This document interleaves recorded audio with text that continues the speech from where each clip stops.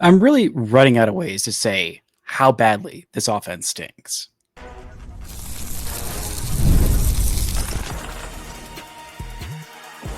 You are Locked On Rangers, your daily Texas Rangers podcast, part of the Locked On Podcast Network, your team every day.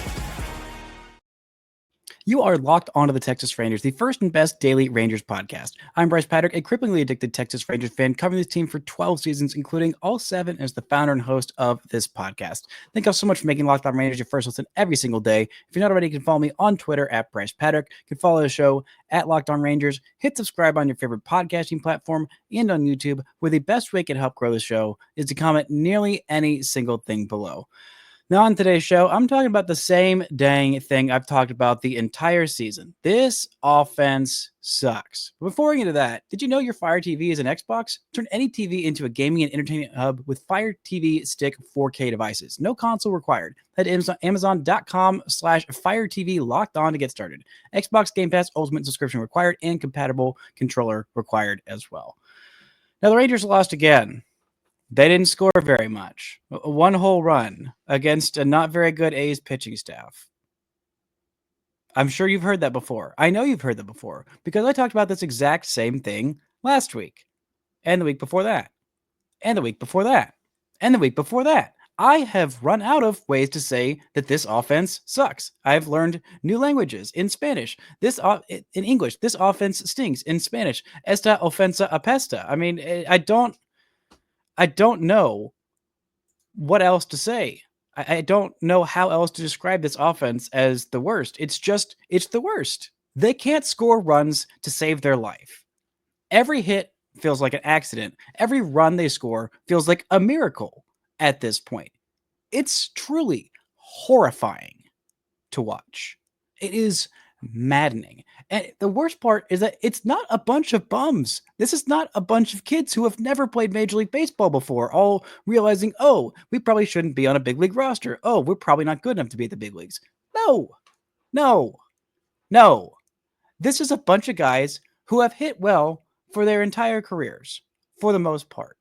Some guys, maybe they're just not good. Maybe Leo Taveras isn't good enough to be a big league hitter right now. And maybe Adolis Garcia was just a flash in the pan for 3 years playing at an all-star level. And for one series, one postseason, he looked like the greatest hitter I've ever seen. Maybe Jock Peterson's just washed now, even though all the expected numbers, basically every expected number around this offense says they should be a lot better than this. Heck, you look at their OPS plus is 89. They're scoring 3 runs a game. As a team, their OPS plus, they are 10% worse than league average. You look at the White Sox OPS plus as a team is 79, but they're still scoring more runs a game than the Rangers. I don't understand how, why, where, what, who, when. I have all of the questions and no answers continually.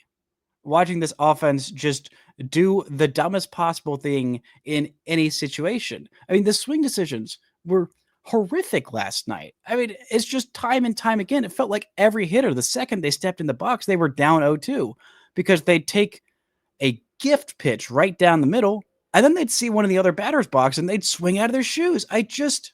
What are they saying in the hitters' meetings? Hey, just do the worst possible thing? Like, what is going on here? I do not get it. What are they telling them? What are they hearing? What are they not hearing? It feels like Bruce Bochy is panicking at this point. I mean, switching the lineup up massively twice in the span of a week for him feels like pressing the massive panic button. I mean, the thing that we've always known about Bruce Bochy, the reason that why he's been such a great manager for so long is that he doesn't panic. He doesn't change from day to day. He's the same person, whether you win by 20, you lose by 20, he's the same guy. Whether your team is, 5 games above 500 or 30 games below, he is still that same guy every single day, projecting that confidence, projecting that stability that baseball players desperately need. And this offense is just deeply unstable. I don't understand it. They just get runners on base and then they forget how to do anything offensively because they've had runners on base. It's not like they're getting no hit every single night, but they're also just making horrific swing decisions. It feels like every single pitcher that they face, they make look like a Cy Young winner. JP Sears is, I guess, maybe the greatest pitcher I've ever seen.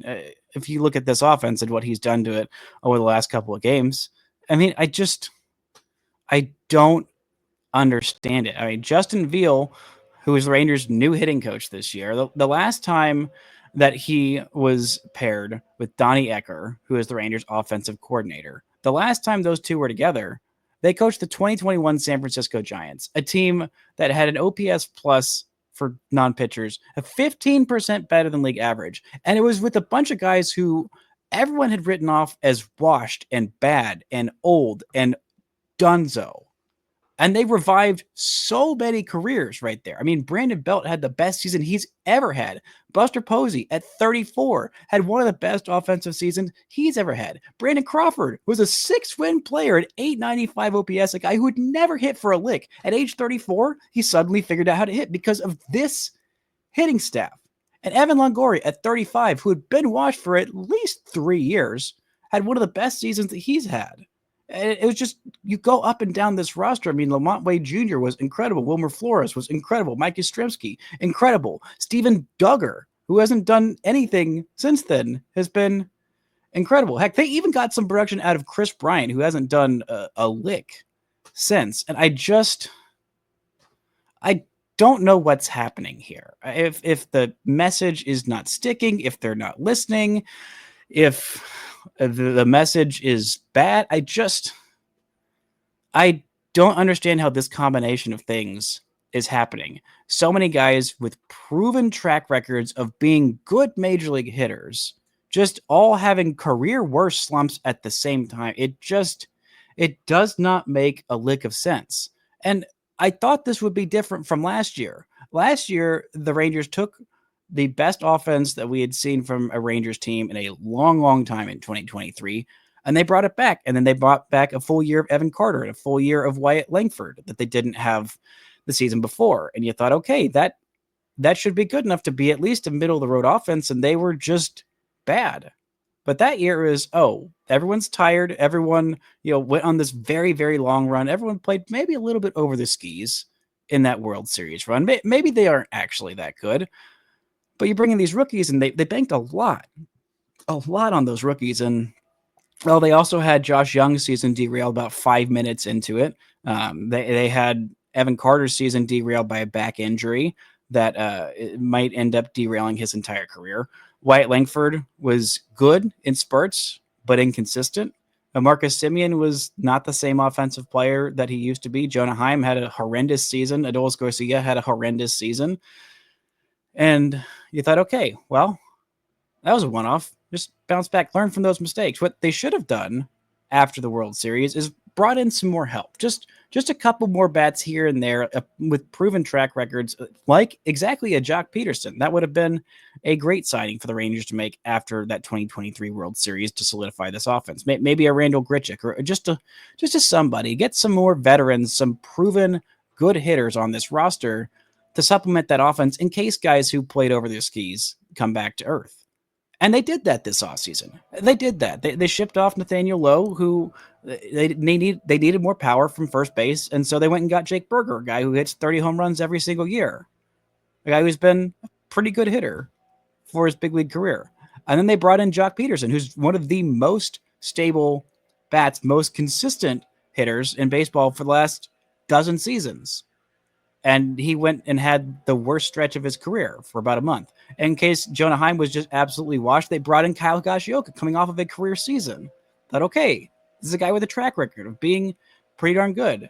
Then you get hopefully a healthy Semien and Seager, hopefully a healthier Josh Young. You get more good stuff from Josh Smith, and you have Wyatt Langford taking that next step in year 2. And you thought, okay, that should be a recipe for a really good offense. At the very worst, a pretty good offense. But it's not worse. It's worse than that. The floor right now, this team is just bad. The offense is just bad. It does not make a lick of sense. They learn from their mistakes. Chris Young learned from his mistakes, and he fixed them. It's just the way baseball goes sometimes. And watching it over and over and over and over again. And honestly, podcasting about it over and over and over and over again. I don't know what to do. This offense doesn't know what to do. And I don't have any easy ways to fix it because the only way to fix it right now is just hit better. This show is brought to you by Wonderful Pistachios. Looking for a snack that's both delicious and nutritious? Crack into a good source of protein with Wonderful Pistachios. Wonderful Pistachios are one of the highest protein nuts. Each 1 ounce serving has 6 grams of protein, giving you over 10% of your daily value.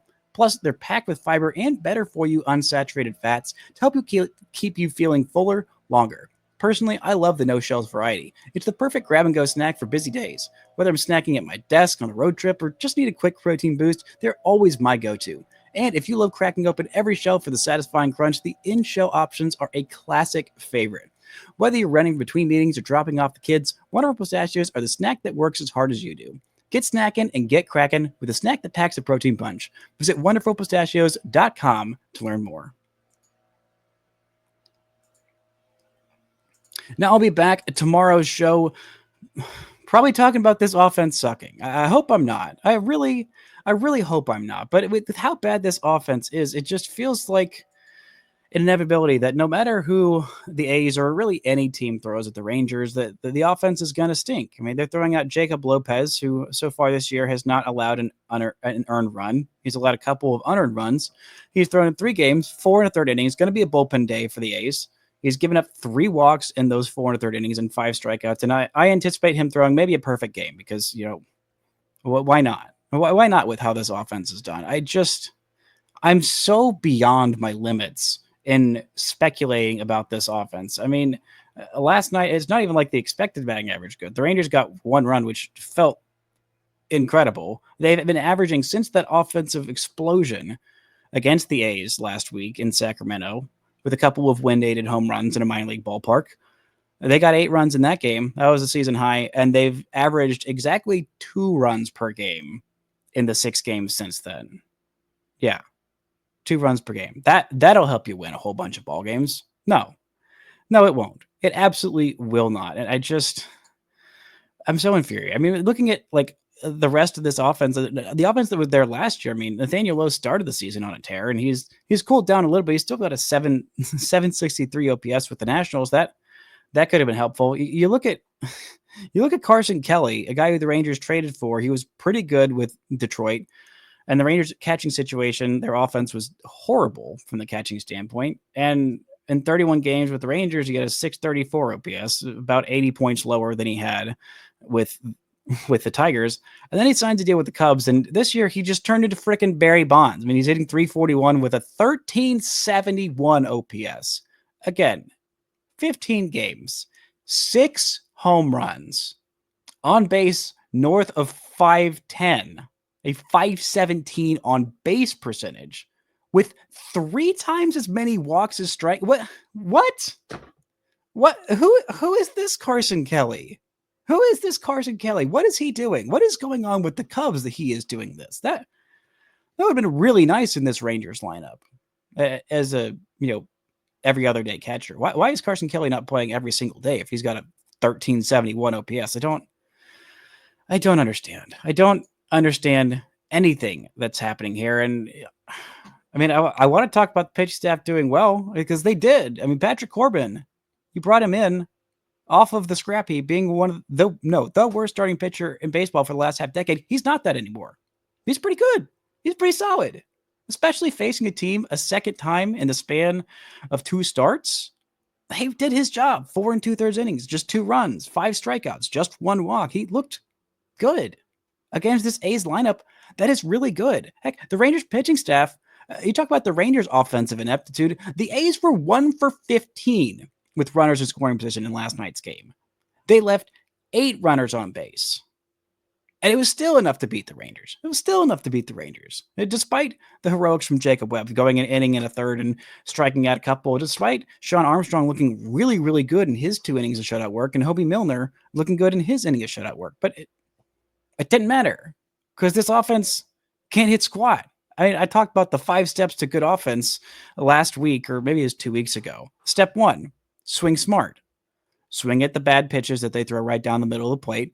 Don't swing at the pitches that are going to hit you in the foot or would hit an opposing batter had they existed in the opposing batter's box. Don't swing at the bad ones. Swing at the ones that you want.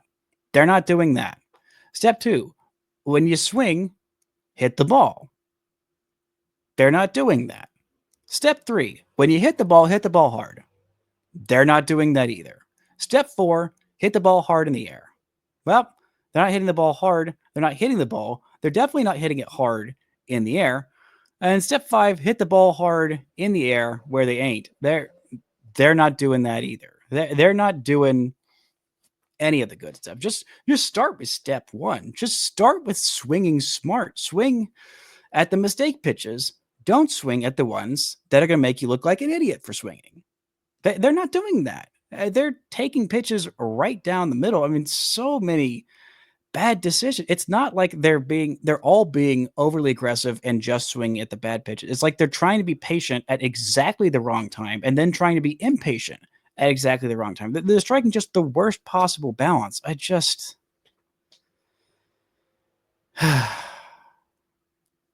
don't get it. I wish that I had some answers, some things to try. I mean, Bruce Bochy is trying things. He is trying his hardest to get this offense to figure it out because he's just as confused as the rest of us. I mean, it empirically does not make sense. I mean, heck, you look at the 9th inning, a decision I don't understand really in the least. Jake Berger up to bat with a runner at second base. Jake Berger had a really great series in San Francisco. He looked a lot better. Heck, even in against the A's, he looked a lot better as well. He's been hitting the ball with a little bit of authority. Yeah, he's swinging and missing a little bit, and he's not really walking. That's kind of who he is, but he was making a lot of really hard contact, and he dropped into 8th in the order in this game against lefty, who he's hit lefties decently well.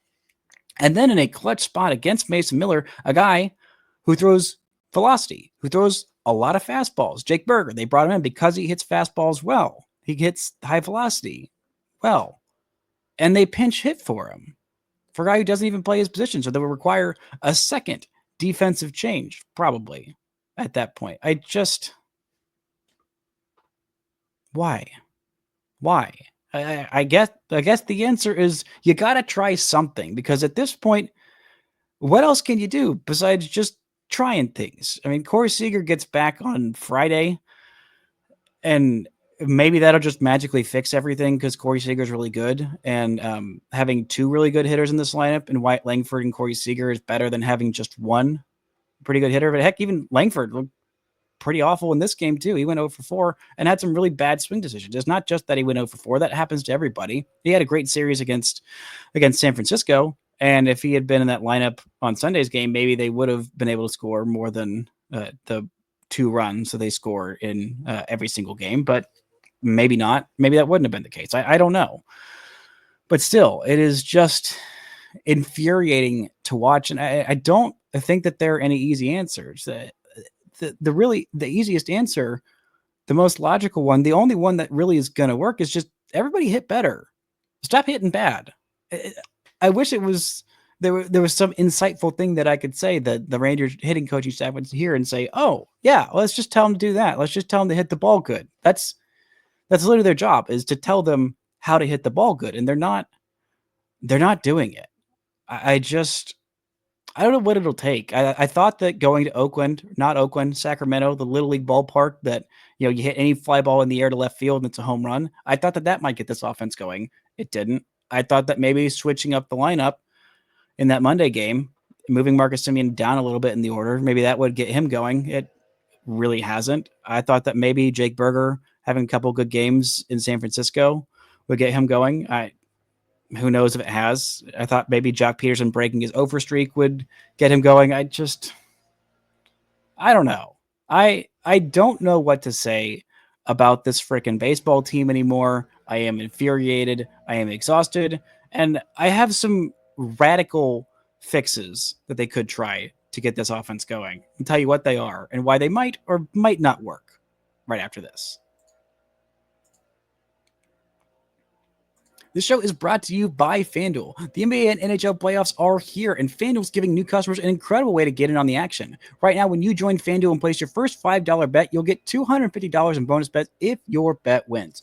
I don't even want to talk about the Rangers World Series aspirations and their odds there. They don't deserve to be talked about right now. The Dallas Stars, the only team that exists in DFW that is worth caring about at this moment. Right now, after the Game 5 win against the Colorado Avalanche, they are plus 700 to win the Stanley Cup final. They have the third best odds behind only the Carolina Hurricanes for plus 420 and the Florida Panthers at plus 470. Dallas Stars feeling good about those Dallas Stars, even without Miro Heiskanen. What a series there. So head out and go check out all the action at FanDuel.com and claim your $250 in bonus bets today. Apologies if you are listening and hearing the lawnmower outside of my recording studio, elite recording studio. Sometimes the sound repression capabilities in the studio are not up to snuff, and for some reason, it's just every time that I record is when the mowers like to do their mowing. But speaking of loud sounds, the person who makes some loud sounds with their bat, yeah, that was a bit of a reach. A person who is capable of making loud sounds with his baseball bat is Bla Crim, a name that has been on the tongue of Rangers fans for a couple years. Every time any first baseman or any hitter has a crappy couple weeks, they say, hey, bring up Bla Crim. Bring up Bla Crim. It's time for Bla Crim. It's Bla Crim time. And I always say the same thing. The gap between AAA right now in the big leagues is the Grand Canyon. It is more than the Grand Canyon. And the example I would point to is you look at Wyatt Langford. Look at how incredible he was in his time in the minor leagues. Granted, he only played 5 games in the regular season at Round Rock. He had a 1,065 OPS. And I guarantee you, after watching him in Round Rock, if he had more games, it would go even higher. If he had 10 games, it would be probably 1,100, maybe 1,200. He was incredible. He was way too good for Round Rock. And look at what Wyatt Langford did for the first 5 months of his season in the big leagues last year. He struggled a bit. He had some moments for sure, but it wasn't by any means a runaway success season. It wasn't like he was just tearing the cover off the baseball the entire season long. He ended with a 740 OPS, is 12% better than the average. It was a good season for sure, but a lot of that was carried by September, by him being the best player in the American League in the month of September. And you look at the rest of it, it was fine. There are a lot of long stretches where he did not do well last year. And that was Wyatt Langford, who absolutely obliterated minor league pitching. You look at Bla Crim, and I think eventually Bla Crim should get a shot. Maybe this is the time, but right now he's doing well for Round Rock. He's hitting 318. He's got a 934 OPS. He's got 6 home runs in 26 games. It's solid. He's walking half as much as he's striking out. He's got a couple of extra base hits outside of the homers, 6 doubles and a triple as well, because why not? But the gap between doing pretty well, I mean, a 934 OPS in AAA, it's pretty good. It's pretty good. He's played a lot of AAA games in his career, 306 games in AAA for his career, and an 859 OPS in those 304 games, 1,343 plate appearances for Bla Crim. That's solid. And maybe he could come and spark this offense for a week or so, maybe. But the question is, when you say, "Oh, Bruce Bochy needs to do something, Chris Young needs to do something about this offense," what do you do? This offense is entrenched. This offense is the offense. It's not like they can just cut people loose. I mean, Marcus Simeon's owed what, $70 million for the remainder of his contract. You're just gonna eat that because he had a bad month? Really?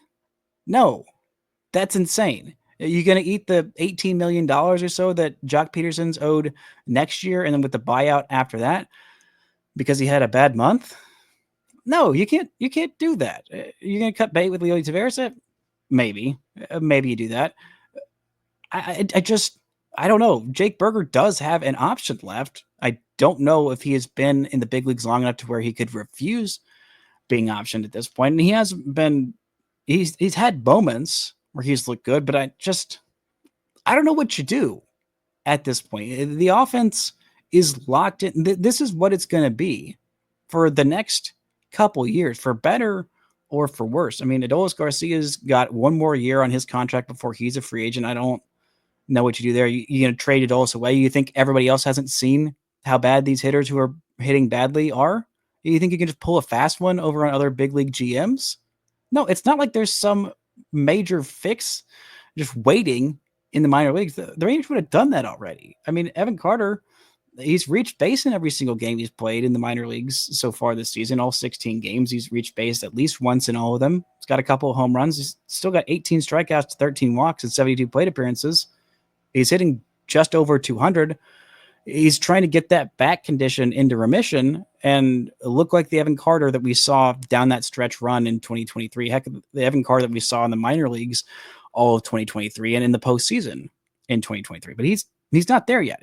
He alone would not fix this offense. Yeah, he'd help with making it more patient, and maybe he'd be a defensive. He'd probably be a defensive upgrade over Leody Taveras, even with half a functioning back, because Evan, while he wouldn't make some of the spectacular plays that Leody makes, Evan is not going to goof up the routine plays. So maybe that's an upgrade in general. But you look at everywhere else in this lineup, there's no magic fix coming. It's not like calling up Sebastian Walcott would fix things. Absolutely not. That is the last thing they should be doing with that kid.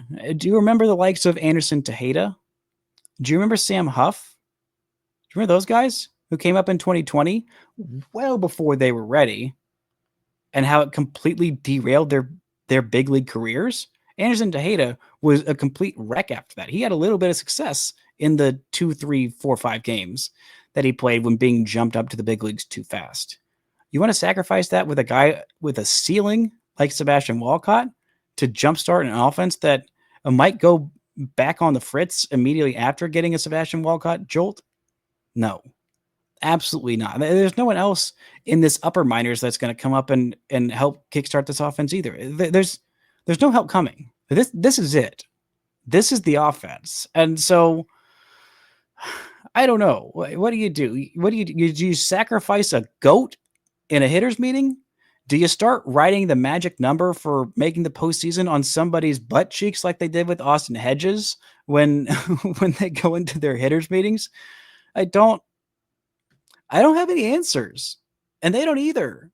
And I don't understand it. It is just the most confusing, perplexing, frustrating, maddening thing to watch every single day that I'm sure most of y'all aren't watching anymore every single day, because you're like, I know this. I know this movie. I've seen this movie before.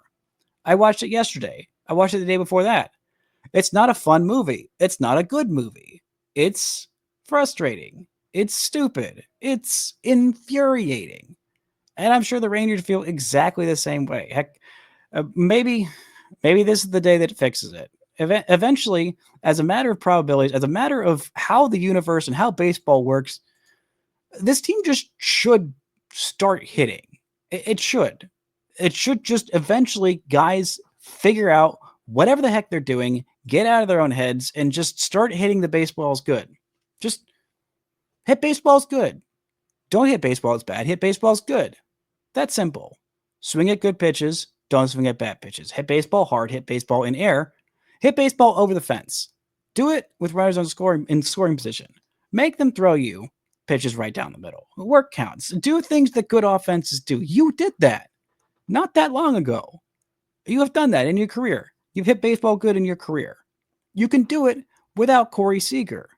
The Rangers still had a decent to good offense in that month span of the first half of 2023 when Corey Seager wasn't there. And Corey Seager was hitting better than he was hitting better then than he's hitting now. Heck, they had guys like Marcus Semien step up, guys like Josh Young step up, guys like Jonah Heim were crushing it at that point. Adolis Garcia crushing it at that point. It's the same offense. It's the same guys. Why is everyone trying to be the hero? Why is everyone having the worst slump of their career at the same time? Just don't. Hey, just don't. Maybe don't. Maybe that's the solution. Hey, just go in there in the hitters meeting like, hey, you see a bad pitch? Just don't. You see a good pitch, just don't watch it. You see a pitcher who stinks, you got him on the ropes, get him. Finish him off. Get him out of the game. Give me one starting pitcher in the next 10 games. 10 games. I'll give you a 10-game span, Rangers offense. Give me one starting pitcher in the next 10 games that doesn't go 5 innings. That wasn't a planned bullpen game. Just get him out before 5. Okay? That's all I'm asking. Even if you haven't scored a run, even if it's 1 run and you get him out at 4 2/3 innings, heck, I will take that. Because if you let all these starting pitchers just walk all over you, you get so many perfect innings against you with no base runners, with no pressure, with no good swing decision, with no nothing, you're going to waste what has been a really great year on the pitching staff. And this offense, it doesn't have to be perfect. It doesn't have to be the best offense in baseball. Not everybody needs to be Barry Bonds or Aaron Judge or Babe Ruth or Lou Gehrig. Just be decent. Just be good enough. And maybe then I will stop losing my mind screaming about this team doing the same dang thing every freaking game. Maybe, just maybe that can happen. That's going to do it for today's show. Thank you all so much for listening and subscribing. And until next time, don't forget to enjoy baseball.